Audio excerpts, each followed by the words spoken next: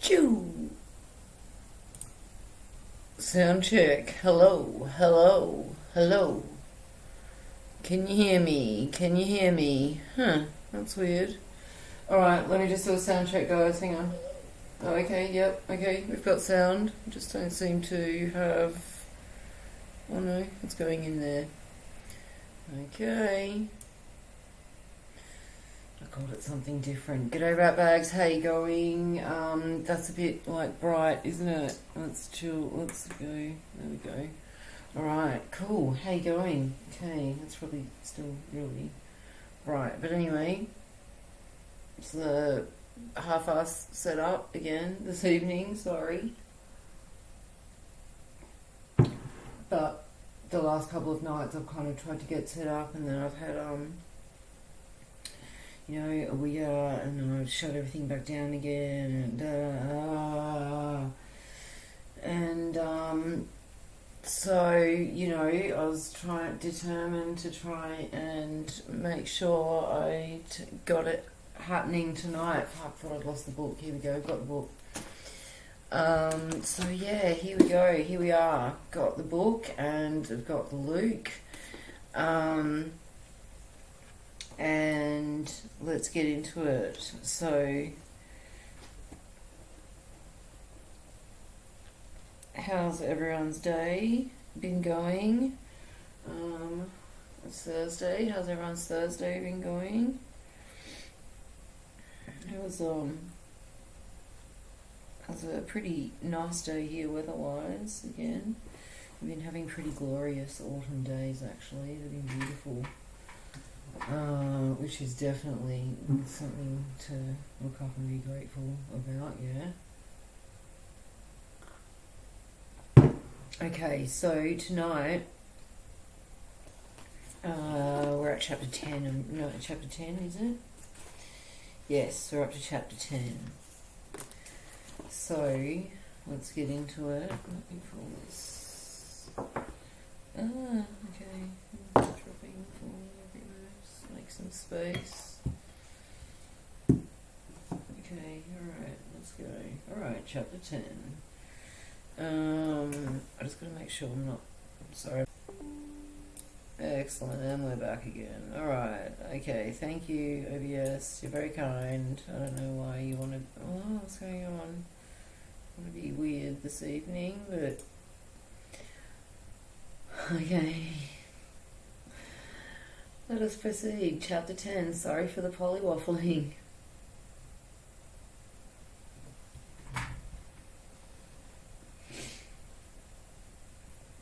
Outside in the valley again, the sky is still limited by the bluffs on either side of the river, but they're closer together and closer to us than they were this morning. The valley is narrowing as we move towards the river's source. We're also at a kind of beginning point to the things I'm discussing, at which one can at last start to talk about Phaedrus's break from the mainstream of rational thought in pursuit of the ghost of rationality itself. There was a passage he had read and repeated to himself so many times it survives intact. It begins, "In the temple of science are many mansions, and various indeed are they that dwell therein, and the motives that have led them there. Many take to science out of a joyful sense of superior intellectual power. Science is their own special sport to which they look for vivid experience and the satisfaction of ambition. Many others are to be found in the temple who have offered the products of their brains on this altar for purely utilitarian purposes. Were an angel of the Lord to come and drive all the people belonging to these two categories out of the temple, it would be noticeably emptier, but there would still be some men of both present and past times left inside. If the types we have just expelled were the only types there were, the temple would never have existed any more than one can have a wood consisting of nothing but creepers. Those who have found favour with the angel are somewhat odd, uncommunicative, solitary fellows, really less like each other than the hosts of the rejected. What has brought them to the temple? No single answer will cover. Escape from everyday life with its painful crudity and hopeless dreariness, from the fetters of one's own shifting desires. A finely tempered nature longs to escape from his noisy, cramped surroundings into the silence of the high mountains where the eye ranges freely through the still pure air and fondly traces out the restful contours apparently built for eternity. The passage is from a 1918 speech by a young German scientist named Albert Einstein. Phaedrus had finished his first year of university science at the age of 15. His field was already biochemistry, and he intended to specialise at the interface between the organic and inorganic worlds, now known as molecular biology. He didn't think of this as a career for his own personal advancement. He was very young, and it was kind of a noble, idealistic goal. Excuse me. The state of mind which enables a man to do work of this kind is, this is back to the quote, The state of mind which enables a man to do work of this kind is akin to that of the religious worshipper or lover.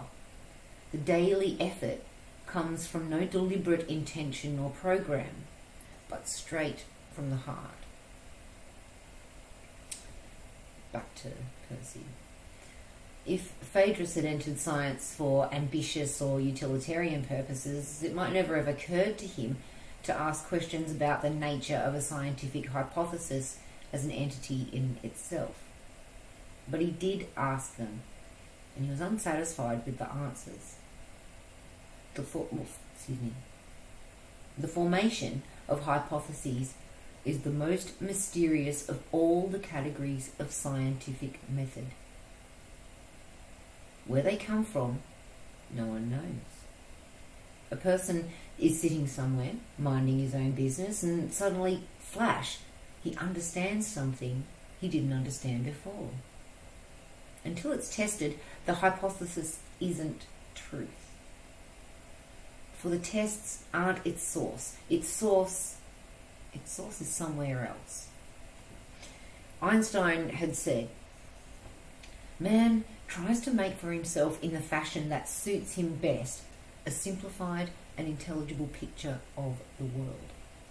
He then tries, to some extent, to substitute this cosmos of his for the world of experience, and thus to overcome it. He makes this cosmos and its construction the pivot of his emotional life in order to find in this way the peace and serenity which he cannot find in the narrow whirlpool of personal experience.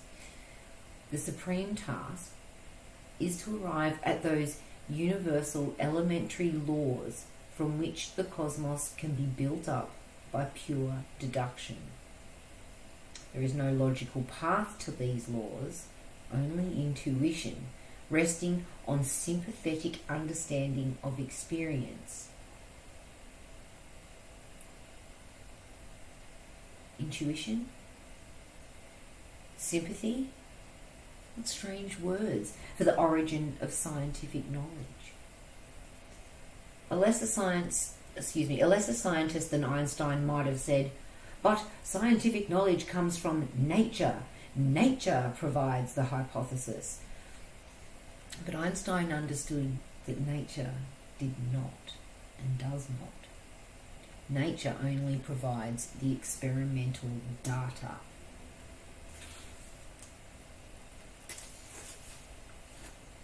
A lesser mind might then have said, "Well then, man provides the hypotheses."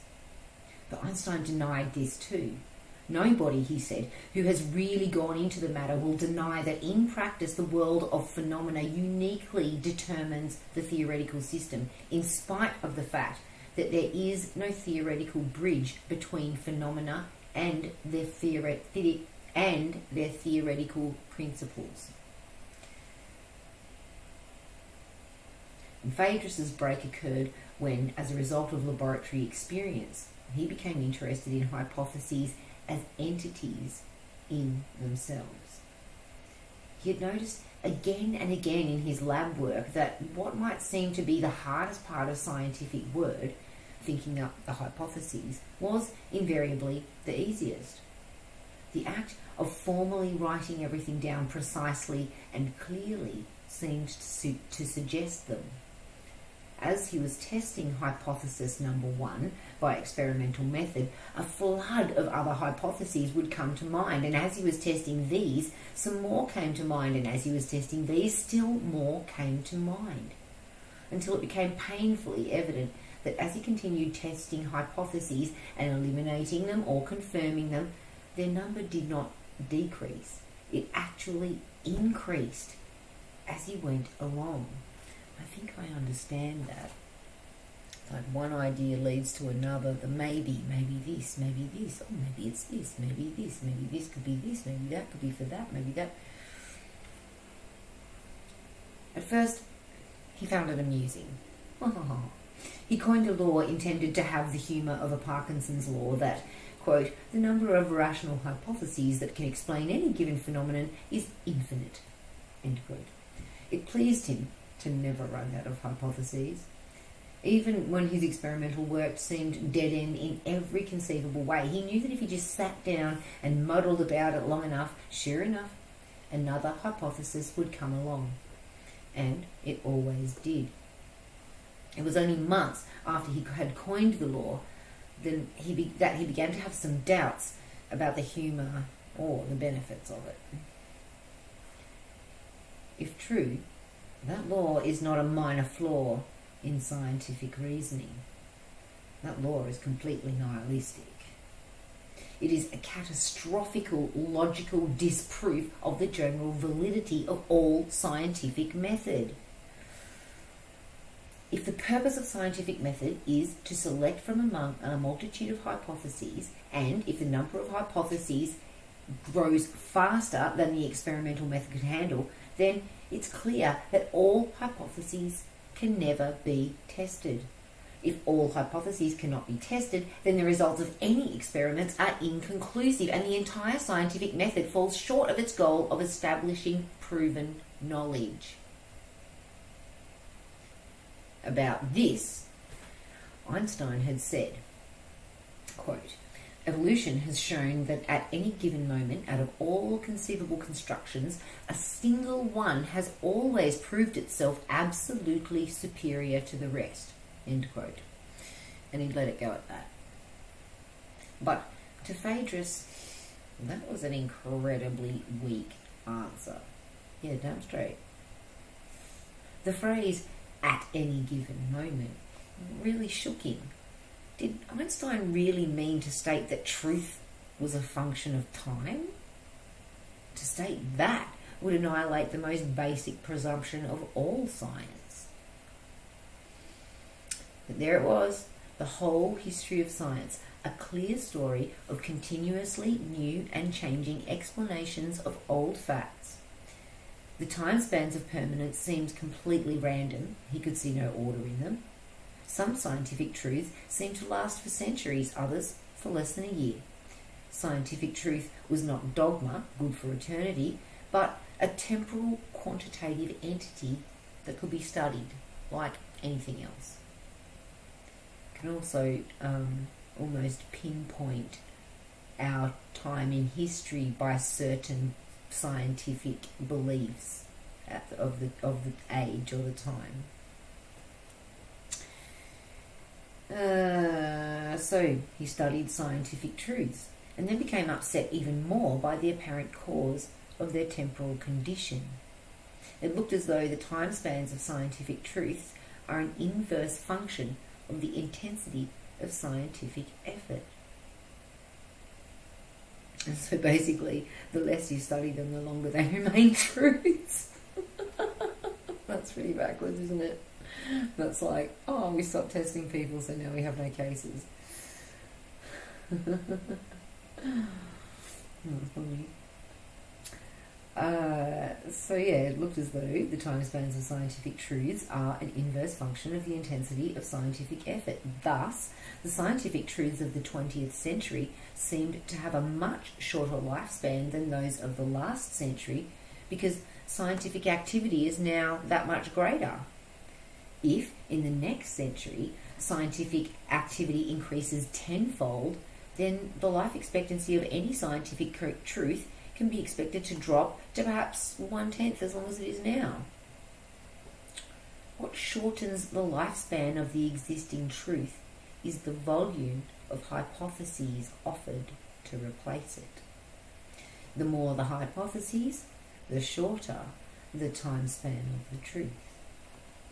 And what seems to be causing the number of hypotheses to grow in recent decades seems to be nothing other than scientific method itself.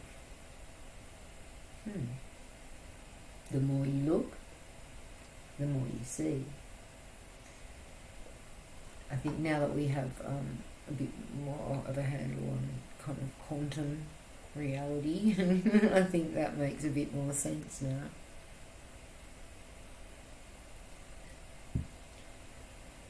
I think a lot of these things that, very few people ever conceived of or considered, let alone understood or, reflected upon very deeply. I think they now, 40, nearly 50 years later, some of these have seeped through into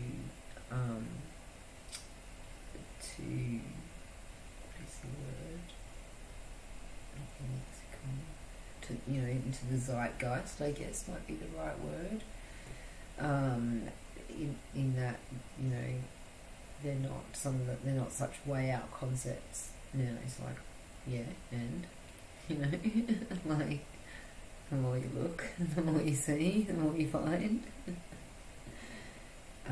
We have a bit more of an intrinsic understanding of why that is now, because we understand a little bit more the quantum relationship between our individual and collective selves and the world that we live in. You know,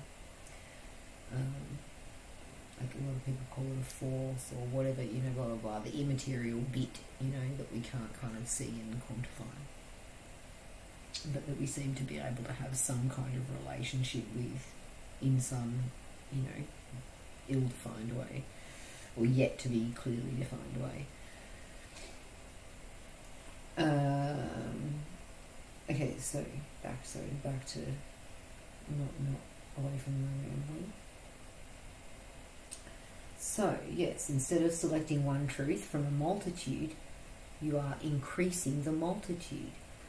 And what this means logically is that as you try to move forward, as you try to move towards unchanging truth through the application of scientific method, you actually do not move toward it at all. You actually move away from it. It's your application of the scientific method that's causing it to change. It's like the, you know, the act of being observed changes the thing being observed, changes its behaviour in some way, shape or form. What Phaedrus observed on a personal level was a phenomenon profoundly characteristic of the history of science, which has been swept under the carpet for years. The predicted results of scientific inquiry and the actual results of scientific inquiry are diametrically opposed here, and no one seems to pay too much attention to that fact. Is that still too bright? Sorry. I only noticed it in the... I haven't got a reliable monitor. Yes, no one seems to want to pay too much attention to that fact. The purpose of scientific method is to select a single truth from among many hypothetical truths. That, more than anything else, is what science is all about. Excuse me. But historically, science has done exactly the opposite. Through multiplication upon multiplication of facts, information, theories, and hypotheses, it is science itself that is leading mankind from single absolute truths to multiple indeterminate relative ones. The major producer of the social chaos, the indeterminacy of thought and values that rational knowledge is supposed to eliminate, is none other than science itself. And what Phaedrus saw in the isolation of his own laboratory work years ago is now seen everywhere in the technological world today. Scientifically produced anti-science. Chaos. It's possible now to look back a little and see why it's important to talk about this person in relation to everything that's been said before concerning the division between classic and romantic realities and the irreconcilability of the two. Unlike the multitude of romantics who are disturbed about the chaotic changes science and technology force upon the human spirit, Phaedrus, with his scientifically trained classic mind, was able to do more than just wring his hands with dismay or run away or condemn the whole situation broadside without offering any solutions. As I've said, he did in the end offer a number of solutions, but the problem was so deep and so formidable and complex that no one really understood the gravity of what he was resolving and so failed to understand or misunderstood what he said. Excuse me. Sure. The cause of our current social crises, he would have said, is a genetic defect within the nature of reason itself. And until this genetic defect is cleared, the crises will continue. Our current modes of rationality are not moving society forward into a better world. They are taking it further and further from that better world. Since the Renaissance, these modes have worked. As long as the need for food, clothing and shelter is dominant, they'll continue to work. But now that for huge masses of people, these needs no longer overwhelm everything else, the whole structure of reason handed down to us from ancient times, it's no longer adequate. It begins to be seen for what it really is, emotionally hollow, aesthetically meaningless, and spiritually empty. That, today, is where it is at, and will continue to be at for a long time to come. And remind you once again that this book was written in, I think, 70, 71, 72? Can't remember. For some reason I completely forgot. 74. Okay, it's written the same year my sister was born. That's right. Excuse me. Where,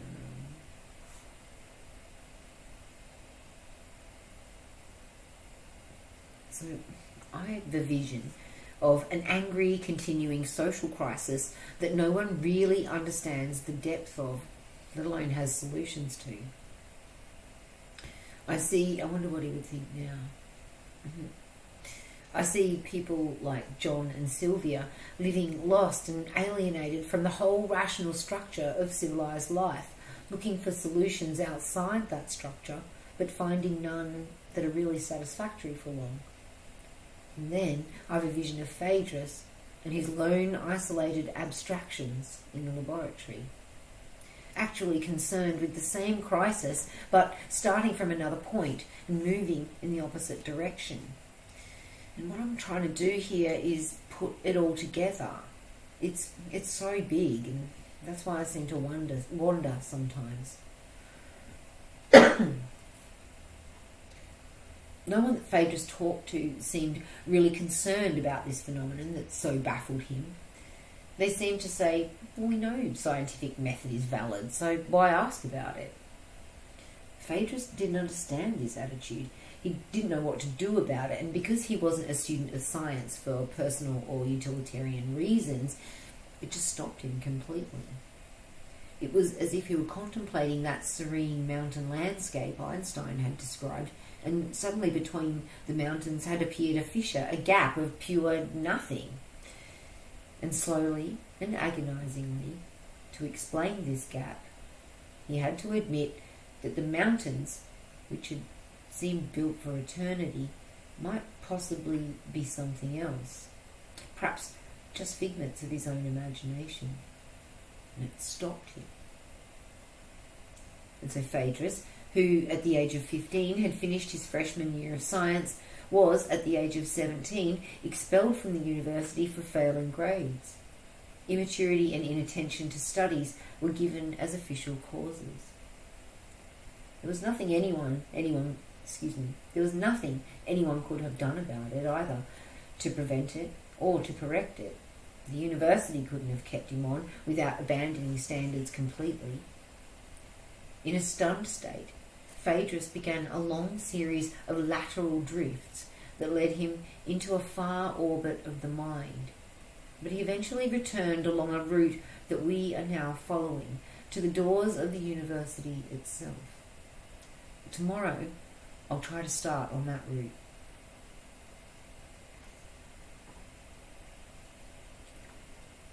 At Laurel, inside of the mountains at last, we stopped for the night. The evening breeze is cool now. It comes down off the snow. Although the sun must have disappeared behind the mountains an hour ago, there's still good light in the sky from behind the range. Sylvia and John and Chris and I walk up the long main street in the gathering dusk and feel the presence of the mountains, even though we talk about other things. I feel happy to be here and still a little sad to be here too. Sometimes it's a little better to travel than it is to arrive. And we will leave it there. That is the end of chapter 10.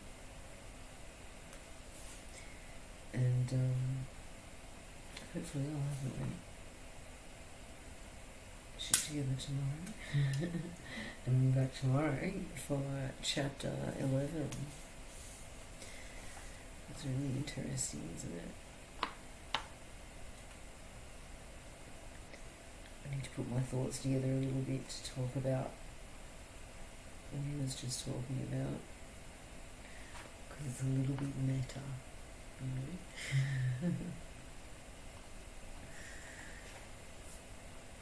know. Okay, so that was that. Thank you very much for joining me, or for catching the replay, if that's what you're doing. I'm here. I try to be here every night, except for Saturdays. Don't usually know what time. I'm trying for 8:30, but I'm just like not settled in yet. But yeah, if you can go and check out the playlist of this book if you want to go and catch up on the previous chapters. If you want to ask any questions or discuss anything about the book, feel free to leave a comment under any of the videos, or this one, or turn up to a live and have a chat, because I'm happy to, discontinue reading for a bit while we talk about what we've read, or stuff like that, or to have a talk about it afterwards. And go back over it and have a look at some stuff and that kind of thing if you want. And also remember that we give away the book that we have read. Once we finish it, we give it away to a subscriber. So if we have a little competition, and then you enter the competition, and then I send the winner the book. Currently we are having the giveaway for the last book. I can't remember when it's going to be drawn. I think it's this Friday, maybe. It's sometime in the next week or two. But yeah, this is the last book we read, and this is the one that we're about to give away. So you just got to go to the giveaway video, which I'll link I'll pin in the pinned comment, and you just got to go there. Be a subscriber, leave a comment so that I can put you in the random comment picker for the entry. And that's all you've got to do that. Alright, guys, one of the things that I have lived with for a long time is suicidal ideation, and, some really fun mental fucking issues. And so I have had to avail myself a lot of times in order to make sure that I'm still fucking breathing when the sun comes up. And there hasn't been anyone around to fucking reach out to. I have had to jump on the phone to one of the services that are listed in the description box in the show more bit of this video. So if you are finding life a little bit too much, and it's like, struggling to find a point, what's it all for, or things just aren't going your way and you don't seem to be able to get up onto your feet again, before you take that step that you can't come back from, if there's nobody else that you can reach out to, if there's nothing else you can do, please, I urge you to go look at one of those numbers, or find one of those numbers and jump onto the phone to one of the wonderful people on the other end of the phone. And even if that just distracts you for the time being, that is good enough for the now, because all you've got to get through is now. Okay, if you get through this now, and then we'll see how we feel, and then just get through the next now, and then we'll see how we feel. Okay, you've only got to get through now. So, hold fast. I need you. The planet needs you. We all need you. Okay, even if you don't believe that, it's still fucking true. Alright, love you heaps. Hang in there. Have a really awesome day, night, or whatever time frame period you are in, and you will. I know we did the boot and lewk thing and all that bullshit already. I'll show you a flip side. Thanks very much. I need to click to my little boobly boobly barbly, and then look at a boobly boobly barbly. Bye.